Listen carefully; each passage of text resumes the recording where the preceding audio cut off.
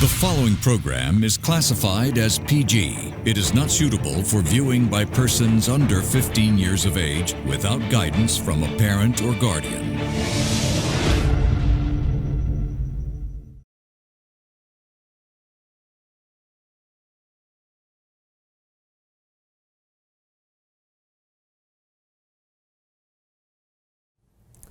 Good evening. I'm Mahieash Johnney. It's 7 o'clock and this is the State of the Nation.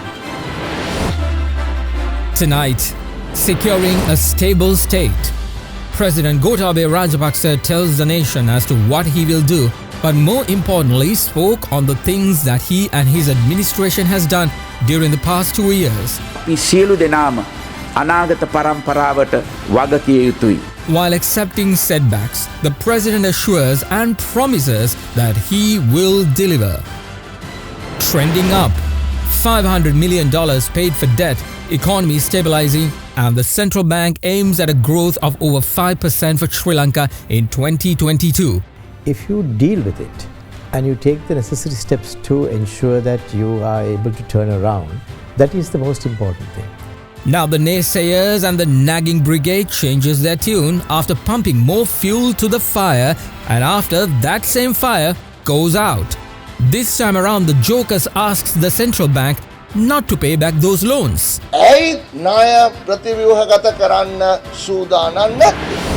Locals or foreigners. While tourism is positively picking up and the industry making a slow comeback, some disruptors and petty-minded business owners wants to go back to colonial times. A Sri Lankan tourism authority, not okay, slaps a ban to rip this new virus off the bud. And the rate for murder. While Pakistan still claims to say that they are moving ahead with justice for Sri Lankan Priyantha Kumara, who was brutally murdered by an uneducated mob, we ask, will the family of Priyantha Kumara get the justice he deserves? That and much more next on the State of the Nation.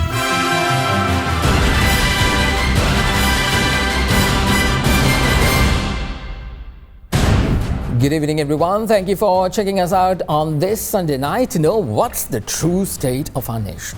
Well, you come to the right place. We've got a jam-packed show for you tonight, so let's get right to it. Now, as explained last week on State of the Nation, we dive to the heart of the story to give you a true picture and status of what's going on in our nation. Not the liberal media-led BS, but the other side of the story. Why? Well, it's vital that you hear the accurate picture. In return, you won't be fooled. Now, since of late, we know that our nation is grappled with negativity. We've been battling COVID for over 2 years now, and as the world we've known thus far has changed, along with everything else. However, we must continue to keep our eye on the prize. And what's that prize? Well, a patriotic, bountiful nation that works for all Sri Lankans. Every person is the master of their own world. You are responsible for your own thoughts, action, happiness, and success. Everything starts from the way you think to the way you feel. Now, if you think you can win the world, then guess what? You certainly can. And if you think you are doomed for life, then again, guess what? That's precisely will be your fate. You and I need to realize the importance of positive thinking. This is not because of our political affiliations or our racial, societal, ethnic bias, which we all have, but because of the need of the time. As the world we live in calls for all of us to think in a better way so that we face the problems we have in a better way. See, we are not at normal times right now. We thought it was unusual before the pandemic, but we had all our freedoms back then, so there were no excuses. But right now, we are living in a pandemic world. Every day, we are afraid of some variant screwing things up for us. Whether a new health scare will shut our way of life, or the uncertainty that is staggering all around us is too much and it's overwhelming. The only way to get out of it safe and sound is to steer right through it. And if we do that together as one nation, as one society, again, guess what? we can all get out and be successful together. Today than any other day, it's essential that you know the truth. You understand what's going on. You comprehend what's occurring around you. Sometimes the devils who acted out as devils back then have changed their tune and acting like angels these days just to deceive you for their personal gains. And yes, sometimes the angels who protected you have changed their tune and has become vicious just to keep you safe from a more significant threat. Understanding those sentiments and not being fooled by the wolves in sheep clothing is quintessentially essential, just as the air you breathe.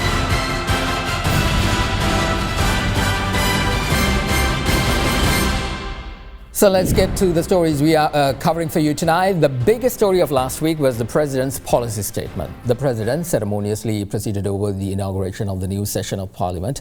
As tradition dictates, the President has to tell the Parliament and the nation as to what his vision and mission for the country is. And mind you, the President did just that. මොනතරම් ආර්ථික දුෂ්කරතා තිබුණත් ජනතාවගේ සෞඛ්‍ය ප්‍රමුඛතාව ලෙස සලකා ඒ සම්බන්ධයෙන් අවශ්‍ය සියලු පිරිවැය දරන්නට රජය කටයුතු කළා. වර්ෂ 2019 දී මා ජනාධිපතිවරයට පත් වන විට රටේ ජනතාවට තිබුණු මූලික ගැටලුව ජාතික ආරක්ෂාව බව අද වන විට බොහෝ දෙනෙකුට අමතක වී තිබෙනවා. පටු දේශපාලන අවශ්‍යතා මත ජනතාව එකිනෙකාට එරෙහිව උසිගැන්වීම දැන්වත් නතර කරන ලෙස මෙය තවදුරටත් කරන දේශපාලඥයින්ගෙන් මම ඉල්ලා සිටිනවා. වස විසෙන් තොර හරිත කෘෂිකර්මාන්තයක් සඳහා අපගත් ප්‍රතිපත්තිය ක්‍රියාත්මක කිරීමේදී අපිට යම් ගැටලුවලට මුහුණ දෙන්නට සිදු වුණා. අපේ අරමුණ හා සැලැස්ම හරියාකාරීව sannivedanaya නොවීම නිසා වැඩපිළිවෙල හඳුන්වා දීමේදී ඇති වූ යම් ප්‍රායෝගික ගැටලු දේශපාලනීකරණය වූ නිසා මේ සම්බන්ධයෙන් වැරදි වැටහීමක් ඇති වුණා. හරිත කෘෂිකර්මාන්තය පිළිබඳ වූ පුළුල් සංකල්පය සමහර විට වගකියුත්තන් පවා කාබනික පොහොරවලට ලඝු කොට තේරුම් ගැනීම වැරදි මතයක් ජනගත වීමට හේතු වුණා. ඒ අනුව සමහර තීන්දුව මහජන දුෂ්කරතාවයන්ට හේතු නිසා ඒවා සම්බන්ධයෙන් යම් වෙනස්කම් කරන්නට අපට සිදු වුණා. ඒ කෙසේ වෙතත් හරිත කෘෂිකර්මාන්තයක් ඇතිකිරීම සම්බන්ධයෙන් වූ අපේ රජයේ ප්‍රතිපත්තියේ කිසිදු වෙනසක් වී නැහැ. Well, in the delivery of the statement, President Gotabaya Rajapaksa struck a very defiant and definite tone, in my opinion, one that has been missing for quite some time. This president got elected just in time for the pandemic, something we all are grateful for, I'm sure. Just imagine the nation being under the clown of all presidents, Mr. Sirisena himself, or even worse, the joker of the opposition. Now, when this country elected President Gotabaya Rajapaksa with a clear majority and a clear mandate, the electorate had two things entrusted to the president. First, we don't need him to act like a usual politician and do things what usual politicians do. And two, please take this country to new heights. However, the reality is that this president, gave a 10-point manifesto promising the people this is what he was going to do in his 5-year term. Now, as we pass 2 years of the president's tenure, the only yardstick to measure success is whether this president has done what he has promised to do, which was outlined in his manifesto. He said he's going to do this. Has he done it? Despite the world being grappled with COVID, this president, amidst immense economic hardships, has tried to keep those promises to the people of this nation. We have to agree on that. He was unequivocal in his policy statement as to the things he has done. And in my opinion, he has done more than that. I know most of you skeptics out there would now start printing labels to paste on me, calling me a bootlicker, supporter of the government, yada, yada, yada. I've heard all. But ask yourself, has he done it or not? Let's take one by one. Development. It is very evident these days. Many projects, from road construction to the opening of new highways, you've seen it and you would have traveled on those. That happened during COVID time. With regard to health, from managing a COVID pandemic very successfully and vaccinating the people of this country, that is A grade. The whole world agrees, not just Sri Lanka. With regard to the environment, ensuring that deforestation is put to an end, led the nation towards a green environmental plan that promised no new coal power plants in the country, and also the work on the economy, keeping everything afloat. I know everybody's talking and screaming about a lot of things, he didn't give this, he didn't give that, but he's maintaining. If you are a head of a household, you very well know how hard it is to maintain something. From all government sector employees getting every cent of their salary up to date to ensuring all jobs are protected is one of the key things that this president has done. These are not things I plucked from a tree. These are things you know has occurred and has happened. You would have been a witness. So what does our nation's opposition think about this? He was talking as if he was talking about some other country. And I believe that maybe since he was a US citizen, he was talking about US. Because the current issues were not addressed. So it was a disaster, and it's sad that the head of the state just had a desire to come to parliament and sit on that highest seat. The country is facing a huge problem, the rising cost of living. Inflation is soaring, right, in an unprecedented way. The second problem the country is facing is a lack of foreign currency and dollars. And we need the foreign currency to pay for our basics, like for our food, for medicine, and fuel and so forth. And none of those fundamental, basic, urgent issues were addressed in this speech. It's more of the same, isn't it? Our nation's opposition does not have any good proposal or plans to present it to this country other than the horrible ones that got them ejected from power back in 2019. So how much of a progress that has been made in this nation, our useless opposition, especially the JVP, will always find a way to bitch, moan and lament as if they had nothing to do with it. Also, my dear friends, please excuse parliamentarian Eran Vikramaratne there, who has temporary selective amnesia, TSA. Wait, remind me, who was the State Minister of Finance of Sri Lanka from 2017 to 2019, and also the Deputy Minister of State Enterprise Development from 2015 to 2017? Oh, and also the Deputy Minister of Investor Promotions and Highways. At the time, these jokers blocked a mega national project like the Port City intended to help us during a crisis exactly like this. You know that crisis he so valiantly mentioned as the dollar crisis? Yeah, that one. Pow. He has amnesia. We have to excuse him. But then again, we don't. Thank God we can remind him. Well, joining me now is our Derana contributor and political analyst, Mahieash Johnney. Mahieash, thank you very much for joining me again. Well, break down for me as to your take. What do you think the president's speech to the parliament was like? I think he actually managed to tell the government's path forward, something that has been missing in communicating to the public in recent times. What do you think? Thanks, Mahieash, for having me here. I think you're right. The president has, the most important thing is that he has mentioned the context in which he and the government has had to operate over the last 2 years almost. And the achievements need to be assessed in terms of the constraints that were not of their making. Obviously, there have been mistakes and he has been honest about it, and he has actually mentioned that there was a communications issue. But he has placed everything in its proper context, which the government has not done so far. I have heard people mentioning these things, but when it comes from the head of state, it is more important and something that we have to actually take into consideration.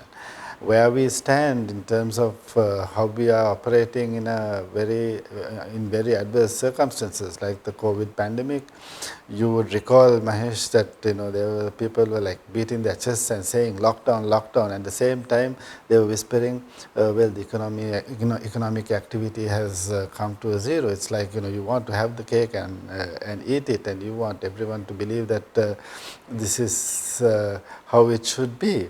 So you can't just lock down and then also expect economic growth, and then you have an economic crisis and you say, there, you see, we said it, you can't handle the economy, which is ridiculous. And when it comes from people who call themselves economics and who have doctorates in economics, it's rather silly. So I think the president has mentioned this, that you've got to stop this whole business of politicizing everything beyond the reason. Obviously everyone is political, but then what are the limits? Where are your responsibilities as a citizen, as a people's representative in parliament? He was, of course, addressing parliament here.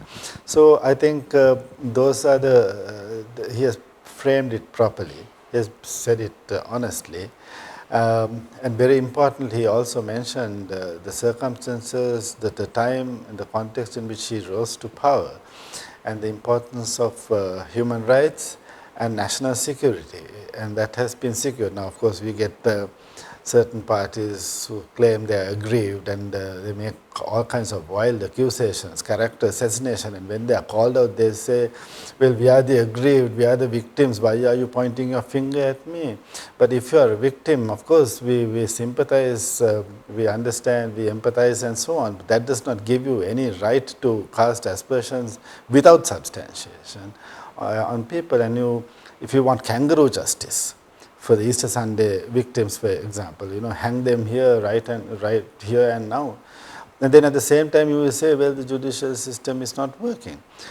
Judicial processes take time, and you can't hurry it along beyond a certain. Of course, there are inordinate delays sometimes, but in this case, you can't do that.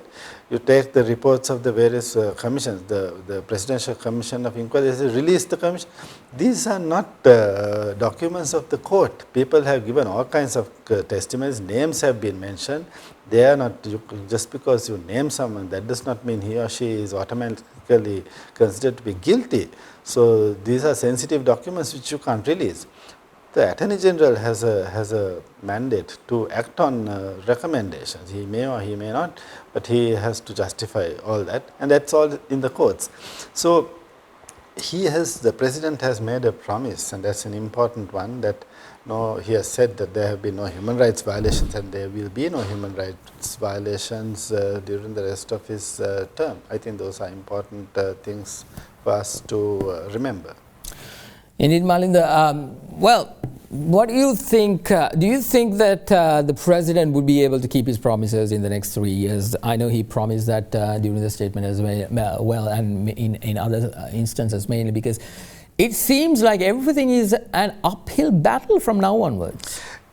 Who said it was going to be easy? No one said it. I mean, he inherited an apparatus that was in shambles during the Yahapalana dispensation, and we didn't have an economy to speak of, and things got worse because of the COVID situation. But now tourists have started arriving. That industry is an important part of our economy, and that collapsed. So it is an uphill battle on all fronts, obviously. But that does not mean that you're doomed to failure. We have to fight the hard fight, and of course he's not perfect. No one is, and criticism is a good thing in a democracy, but it should be constructive and not malicious and fueled by very petty political agendas, as we have seen. And that is a pity. But then that is also a reality that the president has to live in. I mean, you can't wish it away. It's going to be an uphill. He has promised certain things. He has delivered on certain. At least we are just talking like this. People are going about doing their things. It does not mean that the COVID threat has been eliminated. But given those realities, how to work within those realities, I think a great job has been done. No one can complain about that. People talk about the highways and the port city, but I can't think of anyone who has not gone to use the highway, or anyone who hasn't wanted to go to Port City or One Golfways or wherever. I don't. I'm not a person like that. But the majority of people, are they saying that they have not got vaccinated? Have they said thank you, all these people, all these detractors? So detractors there will always be. That's not necessarily a bad thing. It's healthy in certain contexts. It will be an uphill battle. Whether he can or cannot deliver is partly within his control, partly beyond his control. Because he didn't predict. No one predicted COVID-19. We don't know if tomorrow someone bombs us, what do you do? Sanctions can be posed for the frivolous of reasons, and that has nothing to do with realities of any condition. So let's see how it goes. I'm not a soothsayer, I'm not a crystal gazer, I'm not going to predict. I don't believe in that speculation is useful. But it is an uphill battle, certainly, and I don't think he's unaware of that. Indeed. Well, thank you very much, Malinda Senivirathna, other Derana contributor and political analyst, joining me to give his take on the President's policy statement to the Parliament. This is State of the Nation. Back in a moment.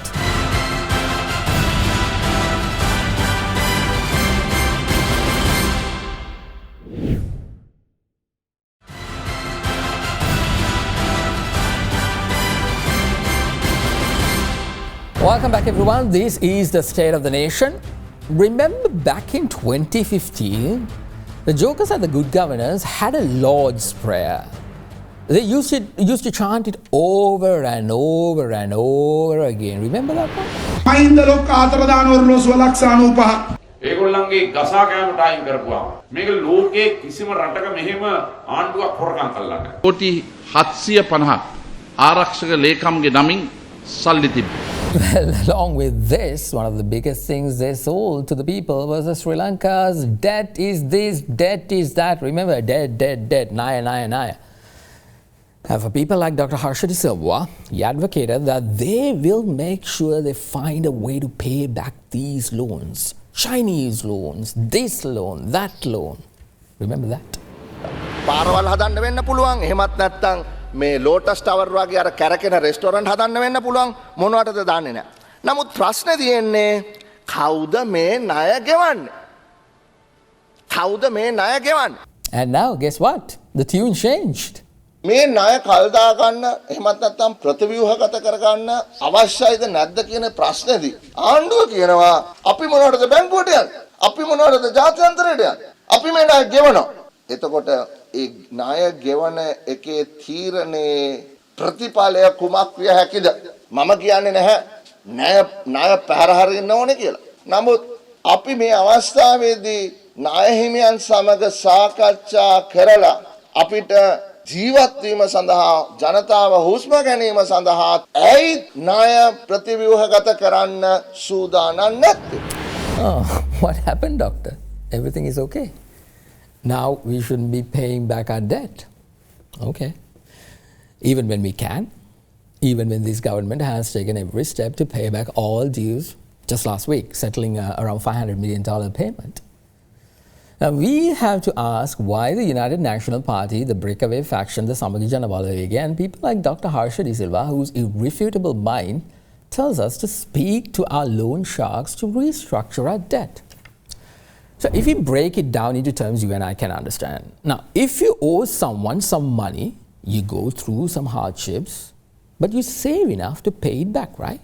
You cut down on certain luxury items that you have. You don't want to do this, you don't want to do that because you want to save some money in order to pay back. Because your goal, since taking the money, is to pay it back. Now, according to educated Dr. Harsha De Silva, I'm not an economist, Dr. Harsha De Silva is, what he's saying is that what you need to do is to, even though you saved enough after going through a lot of hardships to pay, well, don't pay that. Instead, go speak to your loan shark and ask for more time. So then you can come back and use that money for your daily expenses. Now, you make sure that you do not spend on luxury items and all those matters just to save enough. Now, he's telling, do not pay it back. Go back, discuss, and when you come back, you make sure that you spend whatever you saved for whatever the expenses you have.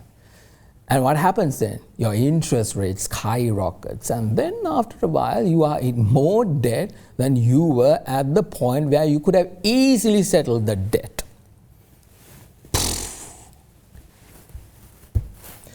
put two and two together first. You see this government telling organizations like IMF and World Bank, who's becoming irrelevant organizations daily across the world, that we no longer want their support.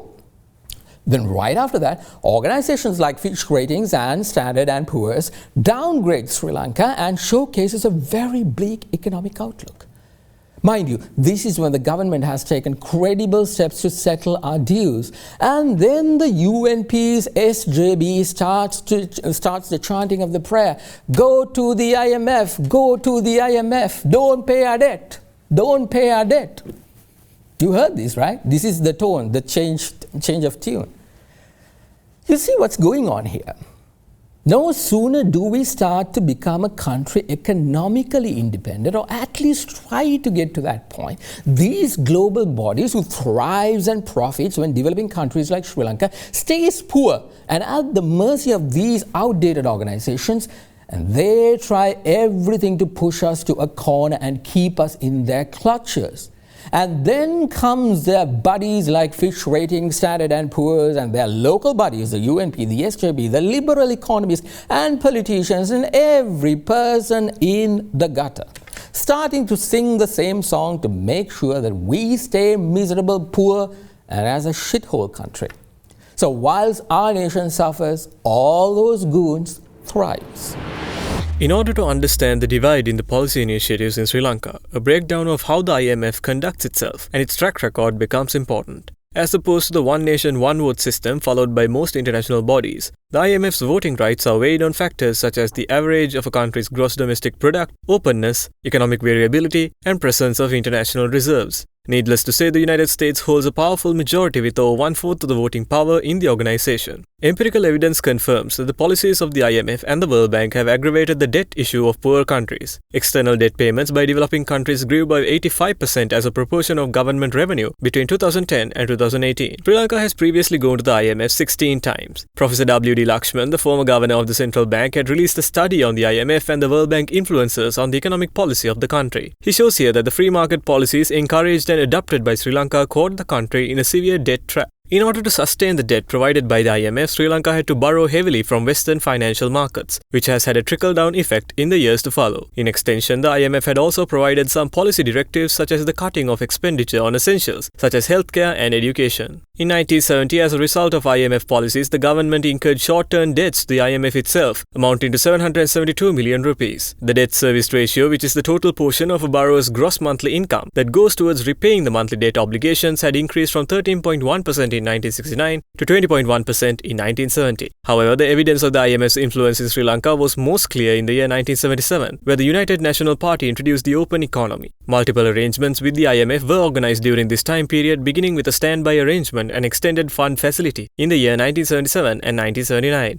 One of the first areas to get hit by the excessive liberalization was the exchange rate. The Sri Lankan rupee, which averaged at 8 rupees and 86 cents to a US dollar at the end of 1976, had depreciated to a rate of over 25 rupees a dollar in early 1984. The last standard loan we got from the IMF was in June 2016. The IMF approved a loan to the value of special drawing rights 1.1 billion, which was equal to 1.5 billion US dollars under the extended fund facility, with a repayment plan to be completed by 2028, beginning in 2020. The loan, the second bailout from the IMF since 2009, was aimed at supporting the 2015 Maithripala Sirisena Ranil Wickremesinghe Good Governance debacle government's ambitious economic reform agenda aimed at fundamental changes to tax policy and reversing a 2-decade decline in tax revenues, which has been a consistent policy in the current administration to reduce the burden on its population. Then Finance Minister Ravi Karunanak had increased the VAT alone by 4% in keeping up with the restructuring requirements for the funding.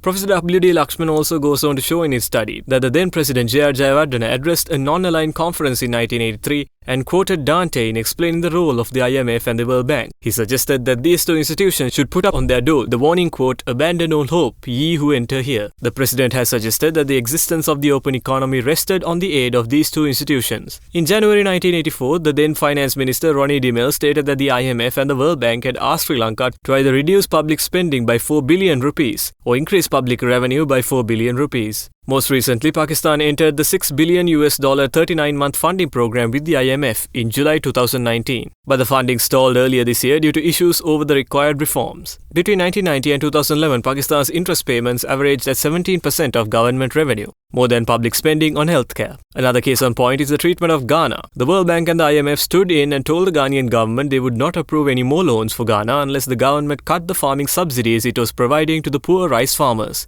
Now Ghana imports most of its rice from abroad at huge prices every year. Malaysia is an example of a country that defied the IMF's advances in rebuilding its economy.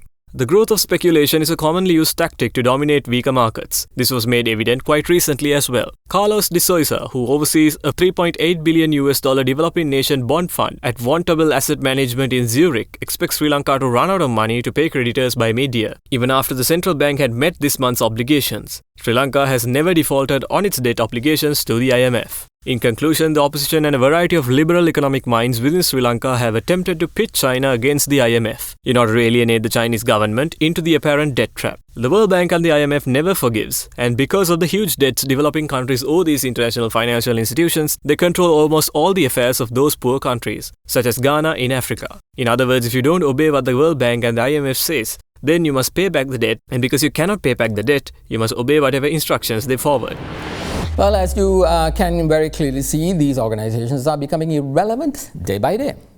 Joining me now is Senior Lecturer and Director at the Consult Asia, Indrajit Aponsu. Thank you very much, Mr. Aponsu, for joining me tonight. I want to get your take. Please make sense of this nonsense the opposition is now claiming, saying that not to pay back the loan, especially when we can. And now they're asking to go restructure the debt. What the heck is this? I think there are so many experts that are on media now on these economics and various things. The real irony is that most of these people just say things off the cuff without quite understanding the implications. In fact, this particular debt issue, a relative of mine calling me in the morning and telling me that we should stop payment of this debt. So I asked why, and the reaction was, I listened to a professor previous day, and he said it should not be done. Now, this shows how bad these kind of narratives are being spread, and the kind of impact that it creates in the mindsets of ordinary people. And a lot of people will just say things and go off the air, but the issues remain in the minds of people, and it instills fear in them. So that aside, the question of debt, a debt is a liability, and there's someone who has given you the debt, the creditor, and then you are the debtor. That's in the case of this one, Sri Lanka. Now, debts, we have accumulated debts. That's another issue. Of course, we have accumulated debt beyond our capacity. Now, when the debt has to be paid, it's laughable if someone says that we should not be paying the debt, because then the implications are much more serious and much more complicated for the country. I mean, that's not only case for a country, but for an individual as well. If you don't pay the debt, and you become quite a different individual when it comes to the next requirements of your financing. So this is not something possible. At the same time, the debt has caused by mismanagement of the foreign finances in the case where we have been spending way beyond our capacity. So that has to be fixed as well. So not paying the debt is not a solution. And the restructuring is not something where you can simply say, we are going to restructure. It's a fairly complicated process. And that restructuring, one cannot just walk into restructuring, because it's not just one single debt. There are all different kinds of debt. There are bilateral debts, there are multilateral debts. Bilateral means you have borrowed from a particular country. Multilateral is you have borrowed from ADB, World Bank, IMF, and that kind of institution. But the most complicated are the debts that we have gone to the markets under, which are called international sovereign bonds, or we commonly call it ISBs. That's where our real problem is. We have about 40% of our debt, which are short-term, high interest, and that is bothering us. So there's no way that we can avoid these things by not paying the debt. and it is quite reckless and responsible for people to recommend that. True. All right. Thank you very much. That was Indrajit Aponsu, Senior Lecturer and Director at Econsult Asia. This is the State of the Nation. When we return, do you want foreigners or local? No, I'm not talking about beer. We'll be right back.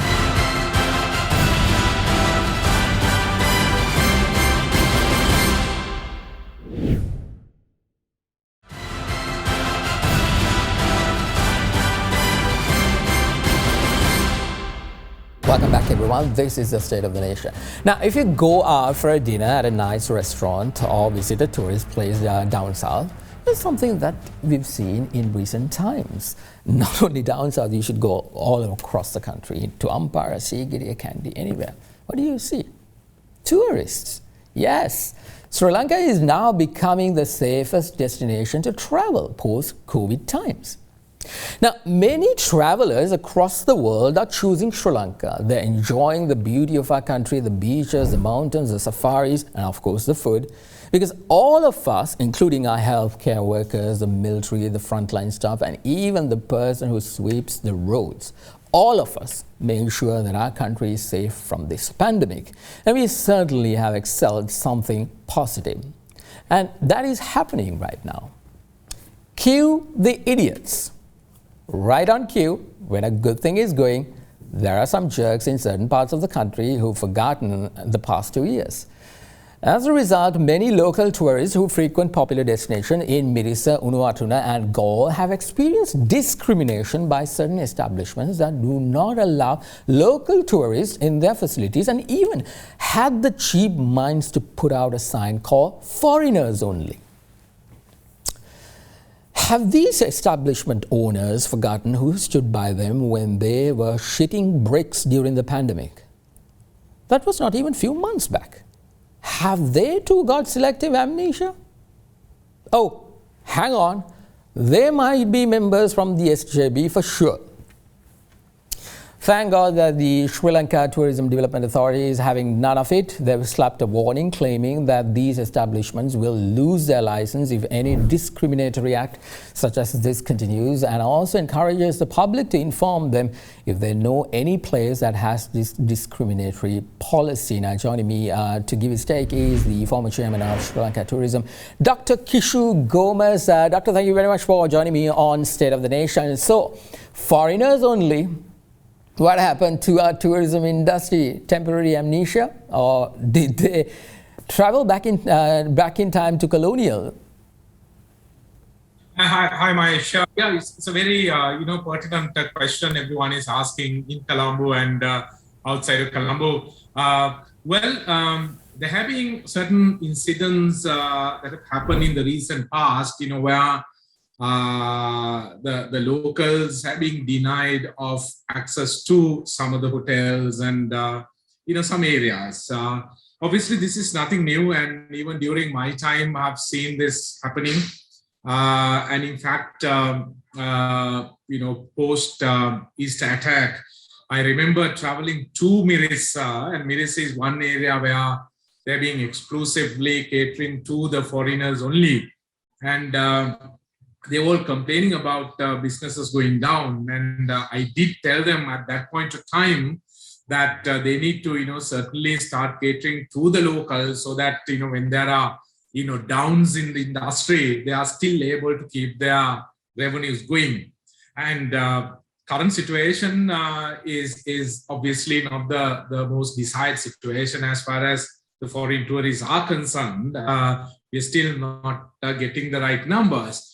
So in an environment of that nature, some of these hotels not allowing the locals to have access is something that's, unbelievable, both from a social standpoint and also from a business standpoint. Why are they doing it? And we all know that some of the locals, in fact, are spending more than what a foreign tourist, would spend. Of course, by and large, one can say that local tourists don't spend, as much as foreign tourists. But if you segment the market and, price it in such a way where you would have quality locals patronizing your places, you would certainly be able to, get the right returns. So, I mean, one thing we know is that our constitution does not allow any discrimination, be it, this particular topic we're talking about where the conflict is, between foreigners and locals, be it religion, be it, any other division that you can think of. Our constitution does not allow any discrimination whatsoever. So in such a, regulatory environment, hotels, telling the locals, no, we are not open for you, is certainly, not the right thing. All right, Dr. Kishu Gomez, former chairman of Sri Lanka Tourism and the current CEO of Dreameron Group of Companies. Thank you very much, sir. This is the State of the Nation. When we return, we will tell you the going rate for murder in Sialkot.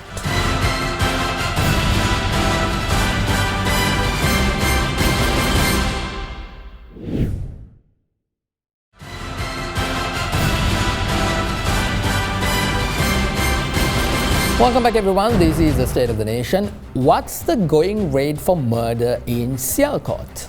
Well, don't worry, we've done the math, so you don't have to. It's 340,000 US dollars, so that's just over 68 million rupees. How did we come to that conclusion? Well, after one of our own national, Priyantha Kumara, was killed in Sialkot, Pakistan by an uneducated, idiotic, barbaric mob.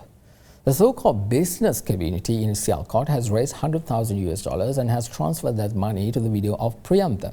Now, along with that, the lynch-supporting business establishments that Priyantha was so unfortunate enough to work has promised to send 2,000 US dollars per month for the next 10 years. To be fair, the government of Pakistan has taken steps to catch the perpetrators and the legal proceedings are ongoing. However, there were many speeches made by several members of the Pakistani government in solidarity and appalling the killing of Priyantha. I also saw several women and men holding placards with this sign saying, "Sorry, Sri Lanka," and tweets also by Pakistanis saying, "We failed as a nation." Now that I agree. Foreign Secretary Admiral Professor Johnney assured the nation that when he was recently on Get Real, that Sri Lanka will continue to hold the Pakistani government accountable until justice is served. Listening. Well, the assurance that I can give you as of now is we have seen how Pakistan Prime Minister reacted and the pledges he made. And then the Pakistan Foreign Minister personally called my Foreign Minister and Pakistan Foreign Secretary and many other people called the Foreign Secretary and the Foreign Ministry number of times, and they all pledged, they all said that they will definitely deal with the culprits according to the law of their country. Well, that was Foreign Secretary Admiral Professor Johnney. Joining me now is Professor Rohan Gunrathan, the Director General of the Institute of National Security Studies in Sri Lanka. Thank you very much, Professor, for joining me right here on State of the Nation. My question to you is, do you see proper mechanism being put in place to tackle the rising of extremism in Pakistan? The rise of extremism is a real challenge in Pakistan after Afghanistan. The Taliban captured Kabul. There has been a 30% increase in the incidence of extremism and terrorism. In the case of the killing of Priyantha, Pakistan government has arrested 250 people, and now those the people who were involved in the killing, very significant number of them are currently on trial. Pakistani Prime Minister Imran Khan himself is personally supervising that the right course of action is taken. So I believe that those perpetrators will be brought to justice. But I want to also share with you that this is a bigger problem. That is, government has to dismantle the extremist and the exclusivist organizations that use religion to advance their political objectives. This is a problem in Pakistan, but also in India, in Sri Lanka, in many other countries. We must never allow religion to be used, misused and abused politically. So it's a larger issue that the world has to handle. Well, Professor, we even spoke about this on Get Real, this new extremist political party, the TLP. Is there any development that you see from that region that indicates things are getting out of hand? Or do you think this murder of Priyantha Kumara actually dented the whole rise of the TLP? Mahieash, you and I, we discussed this issue previously. So let me give you a very open answer. One is the Tariq-e-Libak Pakistan, this movement has now spread not only in Pakistan but also overseas. But it is from Punjab and currently it is the 5th largest political party.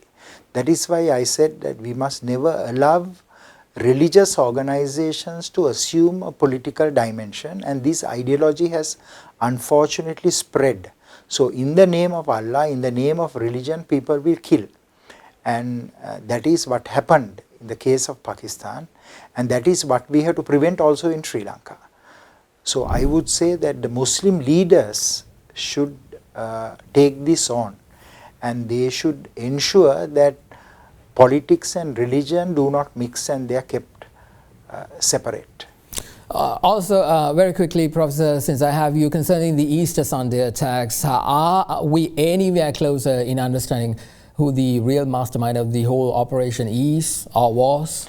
The Easter Sunday main perpetrators are in custody, and already the trial at bar has started, and the mastermind of this attack is Naufal Maulavi. I personally interviewed him over several months and he has confessed, and we have also a number of documents from his electronic devices. Not only Sri Lankan investigators and others have questioned him, but also foreign investigators, including the Federal Bureau of Investigation. So there's no dispute, no doubt that he is the one who introduced, that is Naufal is the one who brought the ideology of Islamic State and introduced it to Zahran. All right, Professor Rohan Gunaratne, the Director General of the Institute of National Security Studies in Sri Lanka. Thank you very much, sir. Well, that's all the time we have for you tonight. So what's the state of our nation? Well, surely it's improving and the outlook seems promising. Well, as Sri Lankans, we need to start standing up against these jokers of politicians whose only menial job is to keep us divided. We need to make sure that they know we are a force to reckon with as one nation. I'm Mahieash Johnney. I'll see you tomorrow on Get Real at 7 p.m. So please join me there. Remember to always stay positive and test negative. From all of us here at Derana 24, have a good night.